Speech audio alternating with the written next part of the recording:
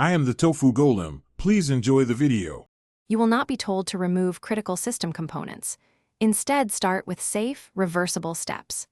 Back up a full device image and user data, enable developer options and USB debugging, and install ADB and platform tools on your PC.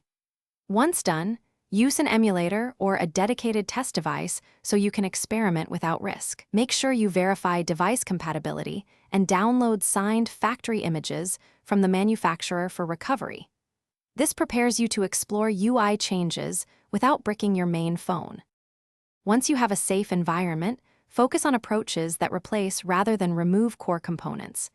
Install a custom launcher, use overlay packages, or modify framework resources in a build of AOSP. Test every change on the emulator or a spare device using ADB shell and fastboot. This exposes errors without risking your daily phone. Make sure to keep signed boot and recovery images handy. These methods let you alter appearance and behavior without destructive deletion of system UI binaries. To complete the process, verify that all modified packages are signed and that you have the OEM recovery and factory images ready.